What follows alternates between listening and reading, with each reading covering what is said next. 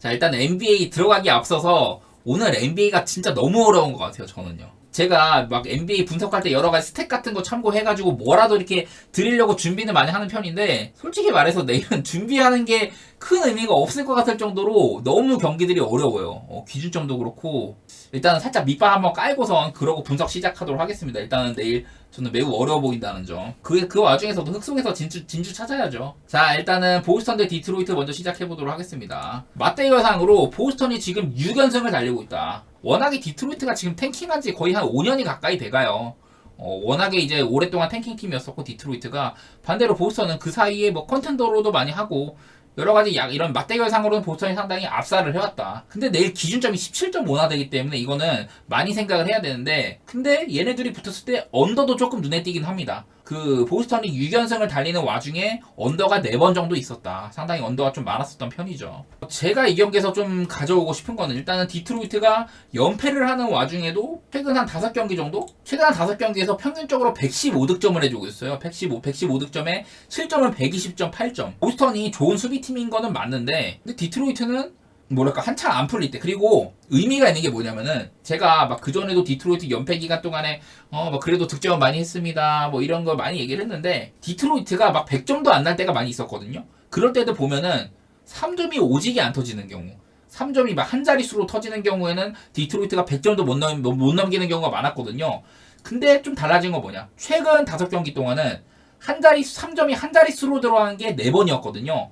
근데 그 4경기에서 114점, 124점, 111점, 112점 이런 식으로 3점이 안 들어가도 뭐 2점 슛이든 나름대로 득점 많이 해줬습니다. 그러니까 상대의 리머택을 많이 했다는 거지. 이런 것들을 생각을 하면은 그래도 디트로이트가 그 전에 아주 무기력하게 패배를 할 때보다는 그래도 나름대로 조금 비비고 패배하는 모습. 그래서 내일 만약에 보스턴이 디트로이트를 뭐 거의 뭐 30점 차로 패더라도 디트로이트가 어느 정도 꿈틀은 해줄 것 같다. 저는 일단 이거 231.5로는 오바 보고 있고요. 이 경기는 뭐 디트로이트가 내일 보스턴 상대로 연패를 끊을 것이다 이렇게 보시는 분들은 그런 확률은 거의 희박하다고 생각을 하고 있고요. 물론 내일 지금 보스턴이 브라운이나 테이텀 이런 친구들이 결장 가능성이 있다고는 하지만은, 보스턴은 너무 잘 돌아가요, 팀이. 제가 뭐 여러 차례 보스턴이 지금 그 작년에 비해서 그 벤치 뎁스도 얇아진 편이다, 뭐 샘 하우저나 프리차드까지 안 터지는 날에는 보스턴이 어떡할 거냐 뭐 이런 얘기도 많이 했었는데, 그냥 일단은 보스턴이 팀이 너무 잘 굴러갑니다. 요즘 들어선 데릭 화이트의 컨디션도 매우 좋은 것 같고, 근데 이 17.5 정도면 나는 디트가 프렌 할 것도 같거든. 17.5는 일단 너무 크고, 최근 들어서 디트로이트가 막 미러키한테 거의 뭐 한 32점 차 대패를 한 적이 있었어요. 그 전에 또 필라델피아한테도 막 32점 차 대패 막 하고 계속 막 큰 점수 차로 진 적이 있었는데, 근데 그 이후로 애틀, 유타, 브루클린 좀 만만한 팀이긴 했지만은 뭐 디트로이트가 꽤나 그래도 많이 비비긴 했었거든요. 거의 뭐 한 10점 차 이내로 패한다든지. 그래가지고 저는 만약에 내일 보스턴이 브라운이나 테이텀이 안 나온다면 디트로이트가 그래도 비빌만한 건덕지는 나오지 않겠냐. 그리고 제가 제일런 듀렌이 돌아오면서 디트로이트가 좀 안정세에 접어드는 것도 있을 거다라고 말도 했었고, 저는 이거 디트 프렌에다가 오바 이렇게 보도록 할게요. 마땅히 어떤 데이터 같은 거는 준비된 건 없고요. 그냥 뭐 이런 것도 디트로이트가 5할 승률 이상 팀한테는 전패였다는 거나, 보스턴이 5할 승률 이하 팀한테는 매우 강력했다는 거. 근데 15승 5패면 사실 아주 막 엄청 패왕급이다 이건 아니긴 하네요. 어쨌든 저는 내일 디트 프렌에다가 오바 이렇게 보도록 하겠습니다. 요즘에 디트에 그 3점이 안 터져도 좀 비벼주는 거, 이게 제일 눈에 띄었던 것 같아요. 다음 이제 뉴올리언스 대 유타. 얘는요 상성관계가 있는 것 같아. 보통 이제 뉴올리언스랑 유타 하면은, 뉴올리언스는 그래도 플레이오프 도전을 하는 정도, 유타는 좀 그거랑 거리가 있는 정도인데, 맞대결 8경기 동안 유타가 7승 1패였어요 뉴올리언스 상대로. 제가 올 시즌에도 이렇게 몇 번 당했었습니다. 이거에 상성이 있는지 맞대결 상으로 유타가 뉴올리언스한테 굉장히 강했었다. 그리고 아래 보시면은 3점 차이 내 게임 결과. 이건 뭐냐면은, 그러니까 좀 게임이 타이트하게 갔을 때, 예를 들어서 뉴올이 막 3점 차로 이기고 있다고 하더라도 역전당하는 경우도 많았었고, 좀 비등비등하게 아니면 원샷 게임, 원포지션 게임 이런 데서는 뉴올리언스가 0승 7패로 좀 뭐랄까 좀 게임 마무리 능력이 상당히 떨어졌다. 그런 것들도 얘기할 수 있을 것 같아요. 직전 경기 멤피스한테도 조금 억울하긴 했지만은 멤피스한테 연장 가서도 또 패하기도 했었고, 요즘 분명 뉴올리언스가 약한 팀은 아니거든요. 구성 자체도 되게 좋아. 구성 자체도 좋은데 요상해 일단 팀이 조금. 그리고 요즘에도 좀 팀 분위기도 저는 조금 어수선한 것 같기도 하고요. 잘 나가다가 최근 한 4경기 동안 1승 3패예요. 1승 3패. 멤피스한테도 2번 지고, 휴스턴한테도 지고, 클블한테 1번 이기고. 근데 그때 클리블랜드는 워낙에 그 요즘에 막 크포주 비롯해가지고 미첼, 갈란드, 모블 이런 애들 다 안 나왔을 때거든요. 그래가지고 저는 그런 클리블랜드는 슛감에 의존하게 될 수밖에 없다라고 했는데 그날은 클리블랜드 슛감이 너무 바닥이었었고 뉴올리언스는 손쉽게 승리를 가져갔던 거였는데 그러니까 상대를 생각을 하면은 좀 손쉬운 편이었었고 그 경기는 어쨌든 요즘에 뉴올이 썩 좋지는 않다. 반면 유타는요 또 내일 원정이거든요. 근데 유타가 지금 원정에서 상당히 잘하고 있습니다. 최근 들어서. 제가 맨날 뭐 유타는 홈에서는 뭐 강력하지만은 이제 산골짜기에서 내려오면 못한다 이런 소리 많이 했었는데 요즘에 디트, 토론토, 샌안토니오 물론 약팀들이긴 하지만은 유타가 전부 다 유의미하게 좀 처발랐었거든요. 3점도 많이 터지고. 그래서 일단은 지금 요즘에 유타가 이제 클락슨도 돌아오고 마카넨도 돌아오고 라인업이 정비가 많이 됐습니다. 좀 유타가 그러니까 풀라인업이야 거의. 그래서 저는 내일도 한번 유타가 이런 맞대결 전적에서 좋았던 것도 있고 하니까 유타의 프렌 한번 보도록 하고요. 그리고 색깔을 생각했을 때는 요즘에 좀 뉴올리언스가 언더 느낌이 많이 있어서 조금 걱정이긴 한데 기본적으로 유타도 오바팀이기도 하고 최근에 원정에서도 거의 다 이제 좀 오바 게임 많이 했었거든요. 그런 것들 생각하면 저는 237.5가 좀 높기는 하지만은 그래도 오바 쪽으로 보는 게 맞기는 맞는 것 같다. 그런 생각 한번 해보도록 하겠습니다. 근데 올 시즌에 이게 두 번 만났을 때는 전부 다 언더긴 했었거든요. 그때는 또 뭐 다 유타 홈이긴 했지만은 내일은 뭐 유타가 원정이니까 조금 저는 오바도 한번 생각해 보도록 할게요. 다음 시카고 대 인디애나. 이것도 어려운 이유가 뭐냐? 요즘에 인디애나가 팀 스타일을 많이 바꿨어요. 뭐냐면은 지금 브루스 브라운이 안 나오면서 원래는 이제 4번 자리가 오비토핀이었는데 보시다시피 이제 제일런 스미스를 기용을 합니다. 이게 무슨 의미냐면은 오비토핀은 하이플라이어 막 플라잉 빅맨 골밑 마무리 능력이 매우 좋은 빅맨은 맞아요. 근데 이 친구가 이제 수비적으로나 좀 외곽슛이라든지 그런 점에서는 조금 능력이 부족하다. 그래가지고 제일런 스미스를 이제 주전 기용을 하고 그리고 이제 그 뭐 할리버튼한테 그 블리츠 수비가 뭐냐면은 말 그대로 원래는 1대1 수비를 하다가 갑자기 다른 한 명이 와가지고 2대1 수비로 막 이렇게 휘저는 경우 있잖아요. 그거를 블리츠 수비라고 하는데 인디애나가 요즘에 할리버튼 블리츠 수비를 당했을 때 좀 공략을 많이 당했어. 턴오버도 많이 나고 할리버튼이 좀 한창 좋았을 때 같지는 않죠 지금. 그래가지고 요즘 들어서는요 앤드류 네마드를 붙여가지고 이렇게 투포인트 가드 체제, 투 플레이메이커 체제를 많이 하더라. 다소간에 외곽 슛에 이런 좀 외곽 스페이싱은 조금 부족해질 수도 있겠지만은 인디애나가 이렇게 좀 팀 변화를 많이 꾀하고 있는 편입니다. 그리고 시카고도요 한창 좋았었잖아요. 시카고도 한창 좋았었는데 글쎄 요즘 들어서는 약간 좀 삐리해. 제가 이제 벌써 라빈이 없은 지 13경기째가 됐어요. 근데 그 기간 동안 9승 4패였었고, 여러가지고 시카고는 팀은 잘 돌아갑니다. 근데 내일은 일단 또 부세비치가 빠진다는 점. 직전 경기 때 애틀랜타 상대로 부세비치가 빠지고 드러먼드가 들어왔거든요. 근데 그 경기에서 드러먼드가 득점이 24득점, 리바운드 25개, 거의 25로 할 뻔했어요. 전성기 디트로이트 시절 드러먼드를 볼 뻔했단 말이야. 내일도 일단 인디애나가 인사이드가 매우 약한 편이잖아요. 그래가지고 드러먼드가 내일도 비슷한 활약 해줄 수 있지 않을까. 일단 그런 생각도 하고는 있습니다. 그래서 이거는 뭐 내일 시카고가 얼마나 이제 좀 터지느냐, 3점이 얼마나 터지고 뭐 그런 거에 달려 있는 것 같긴 한데요. 왜냐면 시카고가 이제 직전 경기도 3점 슛이 28%밖에 안 됐었거든. 뭐 그래도 오바가 나긴 했는데 일단은 내일 서로 이제 뭐 그래도 인디애나는 여전히 팀 스타일을 조금 바꿨다고 하지만 여전히 뛰는 팀이고 저는 오바 정도는 좋을 것 같고요. 시카고가 근데 요즘에 좀 언더세가 보이기는 해. 그래서 오바도 조금 일단 기본적으로 오바를 생각하지만은 요즘에 시카고의 득점 페이스 생각하면은 조금 걸리적거리긴 한다. 최근에 시카고가 한 5경기 정도? 최근 5경기에 시카고가 득점은 111점, 실점은 105점밖에 안 되거든요. 이런 식으로 시카고의 팀 페이스가 좀 느린 편이어서 내일은 조금 저는 걱정은 돼요. 언더오버는. 다만 이제 승패를 하라면은 일단 이거는 시카고.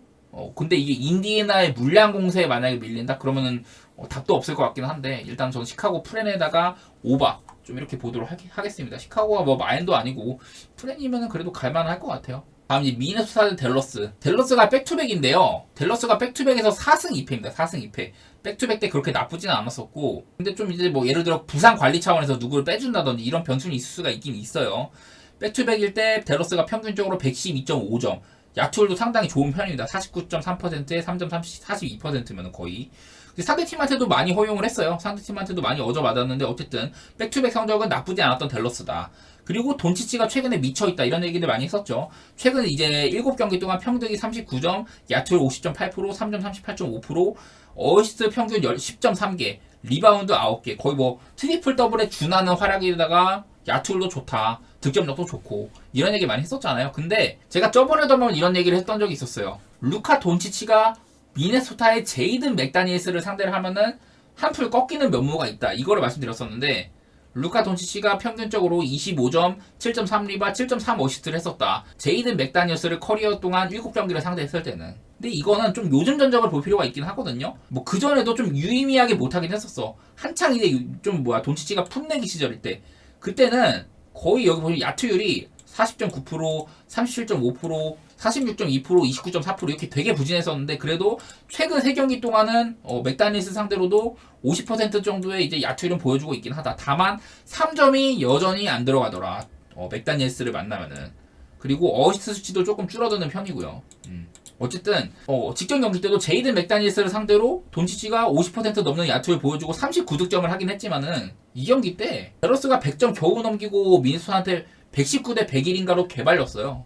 그래서 이런 맥다니엘스를 만나면 좀 효율이 100%는 안 나오던 돈치치다. 이런 부분도 한번 생각해 주시길 바라고요. 그래서 미네소타를 만나면은 한풀 좀 약해지는 돈치치라고 할 수가 있을 것 같고 최근에 이렇게 좋긴 했지만은 다소간에 지금 미네소타가 뭐 타운스가 퀘스천어블이긴 한데 직전 경기도 뛰었기도 하고요. 대부분 양팀 다 이렇게 결장도 많이 없는 편인데 저는 풀전력이 붙으면 그래도 미네소타가 홈에서 워낙에 또 강하기도 하고 조금 어려워요. 이게 8.5라 가지고 조금 고민은 되는데 그리고 돈치치를 제어하고 티마주 같은 애들 조금 안 터진다면은 그러면은 저는 미네소타가 일단은 마인까지도 바라볼 수는 있을 것 같다. 그런 생각을 하고 229.5면은 그래도 오바 보도록 할게요. 이 경기는요. 뭐 이런 것도 있죠. 미네소타가 올 시즌에 서부 1위를 이렇게 달리고 있는 데는 그 상위권 팀들 5할 승률 이상 팀 상대로 15승 5패로 매우 성적이 좋았다. 이런 것들도 분명히 작용했을 테니까 이런 최상위권 팀들 그런 팀들과의 경기에선 미네소타가 가져가는 부분이 분명히 있을 거다. 반면 댈러스는 5할 승률 이상의 팀한테는 7승 11패로 안 좋은 편이었다. 이런 것들까지 생각하면은 저는 미네 마헨에다가 오바 쪽으로 이렇게 보도록 할게요. 근데 요즘에 댈러스가 약간 득점력이 조금 떨어진 게 눈에 띄긴 하거든. 그게 걱정이긴 한데 최근에 댈러스가 한 6경기 동안 104점, 111점, 96점 샌안토니오한테 144점 받고 피닉스한테 128 받고 하긴 했는데 클리블랜드한테도 또 110점 이런 식으로 득점력이 살짝 떨어지긴 했어요. 그래서 오바가 살짝 걱정되는데 근데 댈러스 경기인데 230이 안 된다? 저는 갈만하다고 생각을 합니다. 다음 이제 덴버 대 멤피스. 이것도 요즘에 멤피스가 모란트가 돌아오고서 매우 잘하고 있잖아요. 근데 지금 멤피스가 모란트가 독감 같은 거 걸렸다고 하더라고. 그래갖고 지금 퀘스천어블인데 일단 나와도 정상 컨디션은 아닐 것 같아요. 근데 이 모란트가 최근에 돌아오고 나서 멤피스가 4경기 동안 본인들은 평균 118점에다가 그냥 여기 밑에 적힌 대로입니다. 모란트가 돌아온 멤피스가 사전 전승을 달렸다. 그리고 뭐 득점력도 많이 올랐고 야투율도 많이 좋아졌고 그 전에 비하면은 뭐 상대팀도 이렇게 야투 시도 같은 거 많이 억제를 했었습니다. 그래서 멤피스가 경기력이 되게 좋았는데 내일은 이 덴버라는 상당히 강팀 상대로 멤피스가 모란트가 만약에 없다. 그러면은 좀 맥없이 무너질 수도 있겠죠. 그런 생각도 조금 들고 왜냐면 얘네 둘이 작년에 막 서부 1, 2위를 엄청 오랫동안 했던 팀들이잖아요. 그래가지고 그리고 또 이제 멤피스도 모란트가 복귀하기도 했었고 그래갖고 좀 정상 이런 컨디션에서 맞붙을 수 있는 그런 상황이었는데 일단은 약간 아쉬워진 상황입니다. 다만 그리고 이것도 있긴 있어요. 덴버가 내일 에런 고든이 그 크리스마스 때 걔한테 물려가지고 막 얼굴도 꼬매고 손도 꼬매고 했다고 하더라고. 그래갖고 결장인데 에런 고든이 경기장에 있을 때는 플러스 8.64 빠지면 마이너스 0.31 그러니까 에런 고든이 경기장에 있는 게 도움이 많이 되는데 빠지니까 살짝 아쉽다고 하고 고든이 있어야지 득점도 올라가고 실점도 줄어들고 이런 식으로 근데 하나 이제 좀 얘기를 하라면은 그래도 멤피스가 요즘에 모란트가 돌아와서 잘 나가고 있다고는 하지만은 어디까지나 5할 승률 미만의 팀이거든요. 덴버가 어디까지나 멤피스는 어디까지나 지금 5할 승률 미만의 팀이다. 그리고 덴버는 5할 승률 밑에 팀한테는 11승 0패로 매우 강했었다. 5할 승률 이상 팀한테 멤피스는 5승 15패로 부진한 편이었었고 이런 것들 보면은 일단은 덴버가 이기기는 이길 거다. 뭐 그런 생각은 하게 되는 것 같아요. 저는 만약에 모란트가 뛰면은 난 그래도 멤피스가 비빌 것 같거든. 모란트가 만약에 뛴다면은 비빌 것 같은데 또 근데 모란트의 이런 감기 같은 이런 그 질병으로 인한 몸 상태가 안 좋을 거란 것도 생각은 해야겠죠. 저는 일단 그림은 멤피스의 프렌에다가 오바보고 있긴 한데 이것도 내일 모란트 출전 유무에 따라 상당히 달라질 것 같다. 그런 생각 한번 해보도록 할게요. 다음 이제 골스 대 마이애미. 기본적으로 이것도 마이애미를 잘 가늠이 안 되기 때문에 어려워요. 요즘에 골든스테이트가 직전 경기 그때 덴버전이었나? 덴버전에 이제 6.5 프렌 받아가지고 가까스로 프렌을 하긴 했는데 그날 이제 커리 탐슨이 아주 개판이었습니다 진짜로. 근데 그날은 저기 누구지? 포지엠스키 비롯해가지고 이 골스의 벤치 유닛들이 굉장히 잘해준 경기였어요. 그날 이제 위긴스가 22점, 쿠민가가 13점, 사리치가 14점. 그날 근데 커리는 뭐 3점도 개판이었고 뭐 클레이 탐슨 말할 것도 없고요. 전체적으로 골스는 그날 좀 벤치 자원들이 되게 잘해준 경기였었고 이 골스의 얼굴이라고 할 수 있는 친구들은 별로 못했던 날이었습니다. 그래서 요즘에 그 골스의 벤치 컨디션이 상당히 좋다 이런 것들은 보이고 반면에 이제 마이애미는 요즘 들어서 그 이제 버틀러만 홀로 있다가 아데바요나 히로가 돌아왔죠. 그리고 얘네들이 돌아온 이후 마이애미가 좀 잘 나가고 있다. 네, 그런 것들은 보여요. 근데 거기다 이제 또 내 뭐 라우리까지 좀 부상해서 이제 돌아오고 퀘셔너블로 있긴 한데 버틀러도 지금 퀘셔너블이고 약간 이제 마이애미가 좀 라인업 상으로 이제 리차드슨이나 케일러 마틴도 지금 다우스리하고 거의 못 나올 가능성이 크고 덩컨 로빈슨도 벤치에서 나와서 3점 오지게 잘 받고 있는데 내일 또 퀘셔너블이다. 이런 식으로 내일 마이애미는 이런 라인업에 따른 변화가 되게 클 것으로 보입니다. 저는 이거 만약에 마이애미가 뭐 리차드슨이나 마틴은 못 나온다 치고 다우스리니까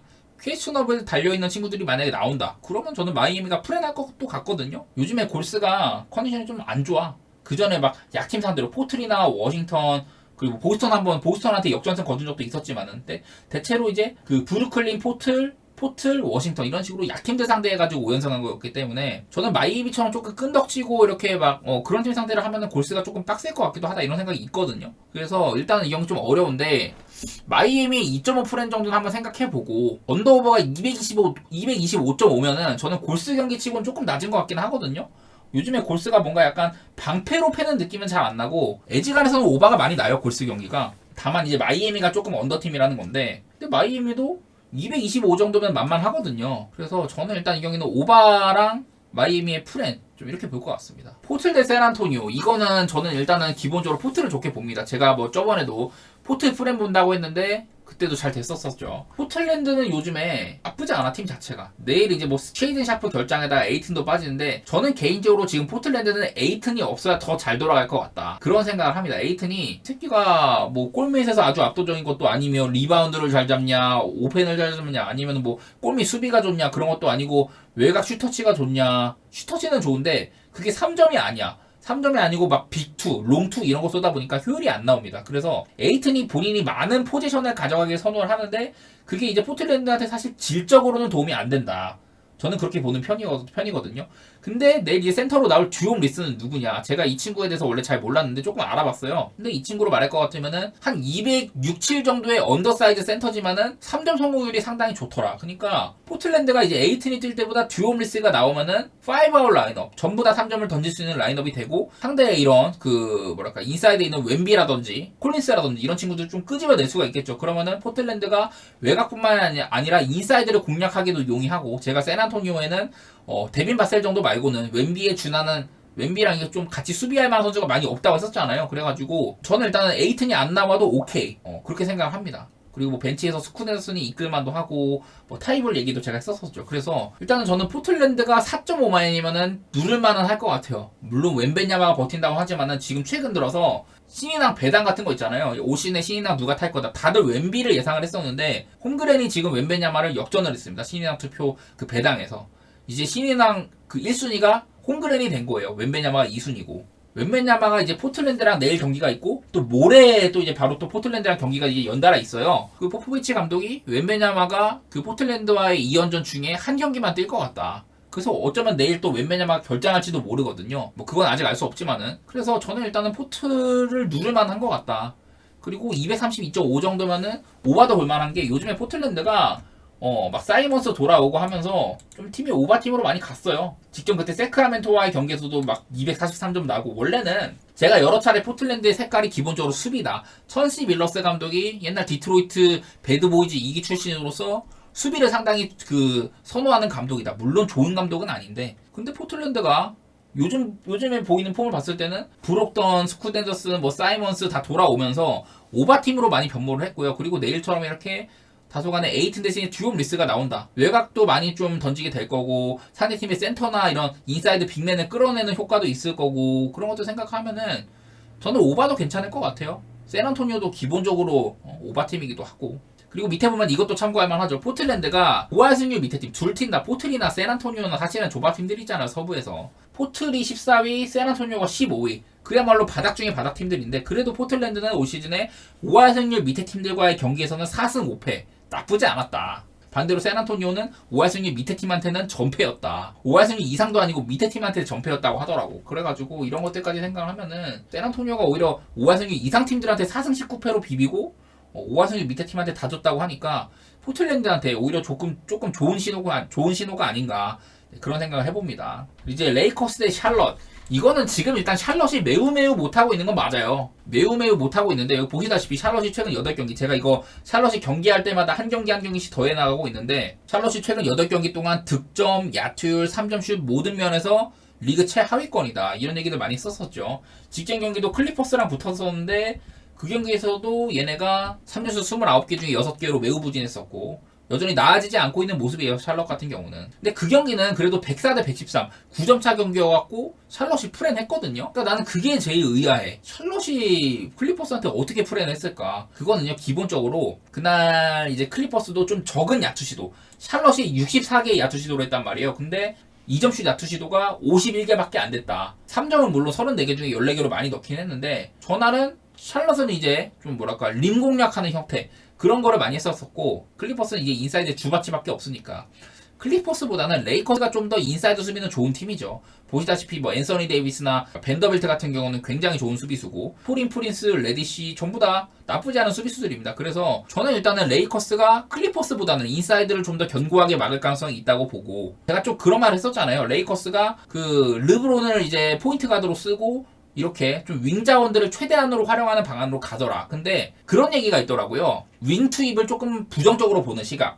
전술상으로 요즘에 이제 앤서니 데이비스가 좀 바깥으로 많이 나와요. 그러니까 3점슛도 요즘에 막 4개 중에 2개 넣고 하면서 앤서니 데이비스의 이런 외곽슛 능력도 많이 활용하려고 하는 레이커스인데 앤서니 데이비스가 나오면은 상대팀의 센터가 끌려 나오잖아요. 근데 그 공간을 뭐 반더빌트라든지 토린 프린스 이런 친구들이 공략을 해줘야 된다. 근데 그게 잘 이루어지지 않고 있다더라. 한마디로 윙자원들의 그러니까 보통 이제 빅 윙이라고 하면은 수비도 잘하고 기동력도 좋고 3점도 던질 수 있고 인사이드 마무리 능력도 되고 이런 친구들이 보통 윙이라고 해요. 근데 레이커스가 윙은 많이 보유하고 있지만은 그 윙들 중에서 리머텍을 잘하는 윙이 별로 없다. 특히나 벤더빌트 같은 애가 키가 206이나 되고 뭐 기동력도 좋고 한데 얘는 그 인사이드 공략을 잘 안 하는 편이에요. 그냥 그 공격 시도가 많은 편이 아니야. 반대로 이제 하치무라 같은 애들은 그런 게 잘 되거든요. 그러니까 레이커스에서 믿고 이렇게 앤서니 데이비스가 빠져나오는 공간을 공략해줄 만한 그런 윙 자원이 사실은 하치무라밖에 없더라. 뭐 그런 것들을 지적을 하더라고요. 이런 부분들이 그래서 레이커스가 저는 개인적으로 이런 윙 농구가 좋은 방향이라고 생각은 해요. 사이즈 작아가지고 미스매치 당하거나 그런 거보다는 조금 뭐 못 따라가더라도 이렇게 막 하여튼 이런 구성이 난 좋다고 생각하거든. 그래서 레이커스가 지금 약간의 과도기라고 할 수는 있겠는데 요즘 들어서는 뭐 득점 시도 같은 건, 야투 시도 같은 것도 많이 늘려나가고 있는 중이고, 팀이 전체적으로 많이 바뀌어 나가는 중이에요, 레이커스가. 그래서 과도기기는 한데, 직전 경기 클리퍼스보다는 레이커스가 샬럿을 상대할 때, 물론 3점이 덜 터질 수는 있겠지만은, 저는 안정감은 레이커스 쪽이 더 있다고 생각을 한다. 일단은 뭐 탄탄한 인사이드 갖추고 있고 수비적으로도 클리퍼스보다는 좀 좋은 편이고요. 그래서 내일 뭐 여기 보시다시피 레이커스가 되게 이런 퀘스처너블이 되게 많아요. 물론 내일 레이커스의 라인업을 확인을 해야 되겠지만은 뭐 이 친구들이 어지간해서는 다 나올 거라고 보고 르브론이나 앤서니 데이비스 같은 경우는 백투백 아니면 에지간하면 다 나오니까. 템 레디시도 딱히 막 그렇게 큰 부상은 없었고 지금 레이커스의 라인업들이 대체로 많이 다 뛸 수 있다는 점을 생각하면은 저는 레이커스의 마인 쪽 한번 보고 있고요. 그리고 228.5면 나는 언더일 것 같아요. 언더. 워낙에 지금 샬럿이 득점력이 안 좋은 편이고 그 최근 8경기 동안 평균 102점인데 레이커스 같은 팀 만나면 저는 100점도 못 넣을 가능성이 있다. 그렇게 보는 편이라서요. 저는 약간 언더도 꿈꾸고 있기는 해요. 그래서 저는 12.5마인에다가 언더 조금 이렇게 공격적으로 보도록 하겠습니다. 보통 이렇게 마헨이랑 언더를 같이 보는 게 잘 안 어울리는데 난 그냥 샬럿이 엄청 못 넣을 것 같아. 그런 생각 한번 해보도록 할게요. 특히나 내일은 또 샬럿이 헤이워드도 빠진 날이거든요. 제가 여러 차례 안 그래도 지금 라멜로 볼도 빠져있는데 헤이워드까지 빠진다. 이렇게 커맨더 역할을 해줄 수 있는 친구들이 없으면은 팀이 진짜 안 돌아가거든요. 3점도 엄청 안 터지고. 그리고 마크 윌리엄스 얘기도 많이 했었는데 마크 윌리엄스가 빠진 9경기에서 전부 다 지금 패배하고 있다더라. 이런 것들도 있고 여러 가지로 샬럿은 지금 팀이 아니다. 거의 그 급으로 보거든요. 라이 마인에다가 언더 이렇게 보도록 하겠습니다.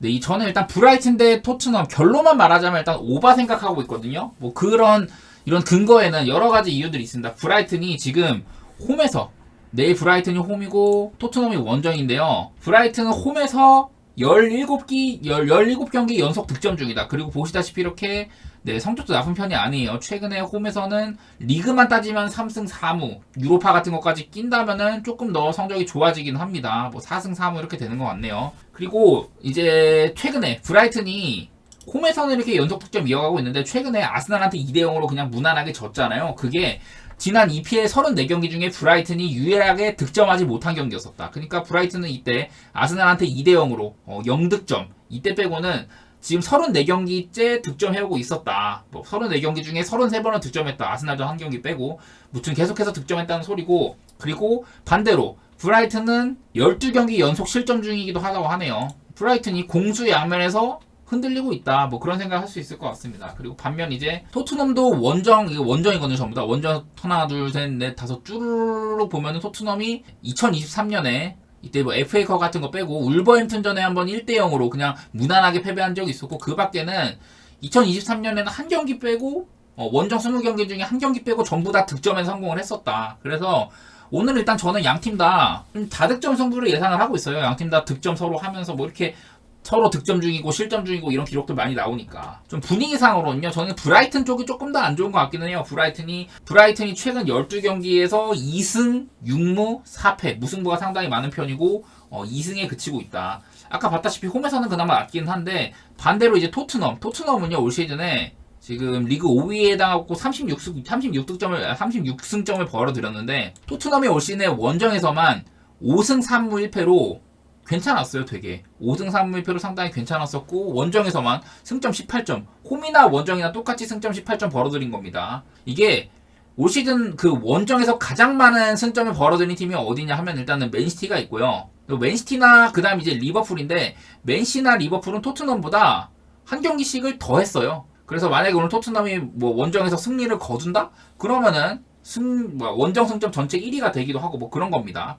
맨시티라든지 리버풀에 한 경기를 덜 했기 때문에 지금 승점 3위 이렇게 해당했긴 한데 어쨌든 원정에서 상당히 잘했던 토트넘이다 이런 얘기를 하고 싶고 오늘 이제 토트넘이요 로메로가 이제 또 결장하게 됐어요.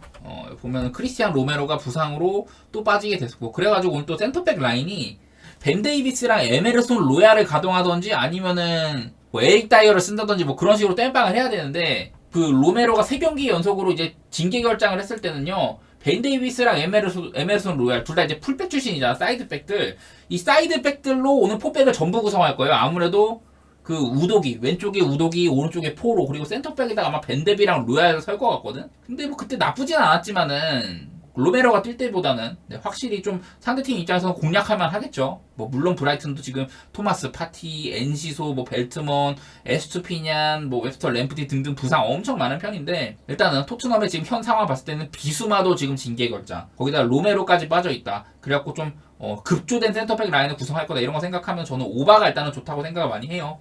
근데 이제 토트넘 입장에서는 그거는 있어. 지금 이제 케인을 팔았는데요. 케인이 토트넘 소속일 때 브라이튼과의 최근 6경기에서 모두 득점을 했었거든. 그래서 오늘 브라이튼 입장에서는 여태 자신들을 괴롭혔던 케인이 없다는 점 이런 점에서는 조금 그래도 호재기는 할 것 같아요. 그리고 이것도 있습니다. 네, 브라이튼이 지금 최근 이렇게 모두 다 실점했다고 썼잖아요. 최근 실점 12경기째 하고 막 그런 얘기 했었는데 최근에 계속해서 이렇게 선제 실점을 내주고 하고 있다. 전부 다 보면은 선제 실점 내준 겁니다. 이긴 경기도 사실은 선제 실점을 했던 경기였었고 지금 6경기 연속으로 선제 실점을 하고 있다. 이렇게 선제 실점을 한 와중에 회복한 거. 그러니까 선제 실점을 해가지고 그대로 끝나면 패배하는 거잖아요. 승점이 빵이란 말이야. 근데 그러고도 회복한 승점 올 시즌이니까 선제골을 내주고 끌려가다가 역전을 하든지 아니면 비기든지 이런 식으로 회복한 승점이 13점이다. 13점. 이 부분에서 리버풀이 승점 19점 회복해갖고 리그 전체 1위거든요. 근데 그 바로 다음 가는 팀이 브라이튼이다. 그러니까 브라이튼의 저력을 볼 수 있는 그런 기록인 셈이겠죠. 반면에 이제 토트넘 지금 12경기 연속으로 선제 득점 중이라고 하더라고. 에버튼전 선제 득점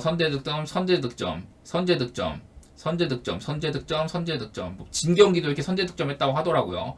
4대1로 패한 경기도 심지어 쿨루셉스키 선제 득점 이런 식으로 12경기 연속 선제 득점이다. 하지만 토트넘은 반대로 승리하는 위치, 선제골 넣고 앞서가던 위치에서 뭐 무승부를 당하거나 혹은 이제 역전당한 경기 그런 게 그렇게 헌납한 승점이 16점이나 된다고 하더라고요. 그러니까 양 팀 다 선제골을 넣든 선제 실점을 하든 그 이후에는 이렇게 또 추격하는 능력도 상당히 있는 팀들이다. 이런 거 여러 가지 생각하면요. 저는 일단 가장 먼저 눈에 들어온 건 오바지표였다. 오바지표. 네, 오바지표였던 것 같아요.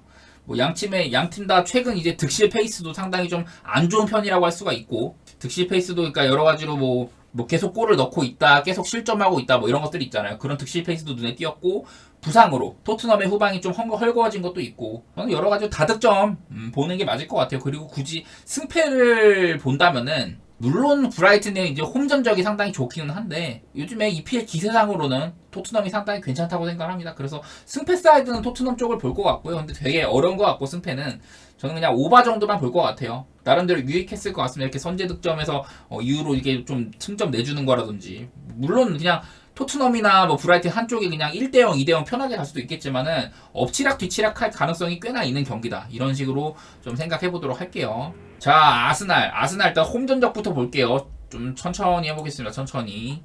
아스날의 일단 홈 데이터 이렇습니다. 보시다시피 아스날이 최근에 그냥 홈에서 미친 상태예요. 올 시즌 모든 대회 홈 13경기 연속 무패 행진 중이다. 11승 2무로 매우 잘했었고, 그리고 21승 기간 중에 햄무가 한 번, 3번. 뭐 햄무는 그렇게 많지는 않았네요. 하여튼 홈에서는 매우 강력했다는 거고, 홈에서 지금 또 7연승 하고 있는 것도 보이죠. 이 기간 동안 합산 스코어가 21대2. 21대2로 실점도 상당히 적었고 득점은 상당히 많았던 그런 모습이 보입니다. 홈에서는 굉장히 좋았다. 다만 아스날이 지금 홈 말고 그리고 뭐 모든 대회 이렇게 봤을 때는요. 챔피언스 리그에서 아인토벤이랑 비긴 것도 있었고 빌라 원정에서 패한 것도 있었고 그냥 단순하게 최근 4경기는 1승 2무 1패로 조금 상승세가 꺾인 상태이긴 하다. 그런 건 있습니다. 근데 내일 또 이제 웨스트햄을 상대를 하잖아요. 무슨 의미냐? 같은 런던 연고의 팀인데 아스날이 런던 팀 상대로는요 지금 12경기 연속 무패 행진 중이다. 8승 4무. 그리고 마지막 패배가 21년 8월달. 근데 이 와중에 클린시트는 한 번밖에 없었다고 하더라고요. 그러니까 런던 팀이랑 붙었을 때는 다소간에 좀 치고박는 경기, 뭐 오바승 뭐 이런 것들이 많이 있었다고 합니다. 그리고 뭐 이런 아까 제가 봤던 그 홈에서 워낙에 아스날이 좋았잖아요. 그 부카요 사카가 최근 17경기의 홈 17경기에서 18골에 관여를 했었다. 11골에 어시스트 7개. 이런 식으로 홈에서는 상당히 좋은 모습을 보여주는 돌격대장 역할을 하는 부카요 사카였다. 반대로 이제 웨스트햄 얘기를 조금 해보면요. 웨스트햄이 올 시즌 원정에서 4승 1무 4패예요. 4승 1무 4패. 그래서 지금 승점으로 따지면은 승점 13점이죠.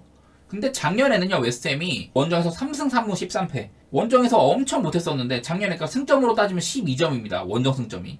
근데 작년에 원정에서 오지게 못하는 웨스트햄이 벌써 지금 시즌 절반밖에 안 지났는데 작년 원정 승점을 이미 넘어버렸다. 한마디로 작년보다는 확실히 원정에서 페이스가 좋다 뭐 이런 거거든요. 근데 뭐 작년에 이런 안 좋은 그런 모습 때문인지는 몰라도 지금 웨스트햄이 원정에서 13경기 연속 실점 중이라고 합니다. 13경기 동안 31실점을 당했어요. 그래서 실점도 상당히 많았던 편이고 뭐 여기는 뭐 풀럼한테 5대0을 당한 거 뭐 그런 것들도 포함이 되겠죠. 여러 가지 지표를 따졌을 때는 아스날이 좋아 보이는 게 많이 있습니다. 그리고 심지어 웨스트햄 감독 데이빗 모예스도요. 이분이 또 에버튼이나 메뉴나 뭐 여러 팀 많이 거쳤었죠. 아스날 원정 전적이 매우 구리다. 지금 22경기째 아스날 원정 승리가 없었다. 네, 에미레이트 스타디움에서는 3호 18패 이런 것들도 신경 쓸만 하겠죠. 데이빗 모예스가 특정 팀 상대로 되게 안 좋았다. 이런 것들이 있어요. 그리고 그나마 이제 좀 희망적인 지표라면은 그 제러드 보엔, 웨스트햄의 제러드 보엔이 지금 최근 3경기 연속골 받고 있기도 하고 올 시즌 원정에서만 7골을 넣었다. 이거 뭐 연속 경기 원정 경기 득점 기록 뭐 이런 것도 제러드 보엔이 노릴만 했었는데 그거는 중단이 됐고 이제 원정에서도 상당히 잘 넣고 있는 제러드 보엔이다. 이제 맞대결 전적도 한번 볼게요. 맞대결 전적. 얘네는 맞대결 전적도 좀 볼만한 게 아스날이 웨스트햄 상대로 굉장히 강했었어요. 제가 아까 아스날이 그 런던 연고팀 상대로 굉장히 좋았다 뭐 이런 것들 많이 말씀드렸는데 아스날이 일단 홈 에미레이츠 스타디움에서만큼은 웨스트햄 상대로 최근 13경기 동안 12승 1패라고 하더라고요. 이게 그 한 번 진 게 1516 시즌 한 번 진 거 말고는 홈에서 계속 리그에서만큼 웨스트햄을 개패고 있다더라. 그렇다고 하더라고요. 12승 1패다. 아마 여기 무승부 이때 09 시즌 이때 이후로 아마 집계를 한 것 같아요. 아무튼 웨스트햄 상대로 최근 홈에서는 매우 강력한 아스날이었다. 그리고 아스날이 2006년 이제 뭐 지성팍 형님이 계실 때 그쯤인 것 같은데 0607 시즌쯤 이때 이렇게 3연승을 했던 적이 있어요. 이때 아마 막 카를로스 테베즈 있고 그럴 때일 거야 웨스트햄에.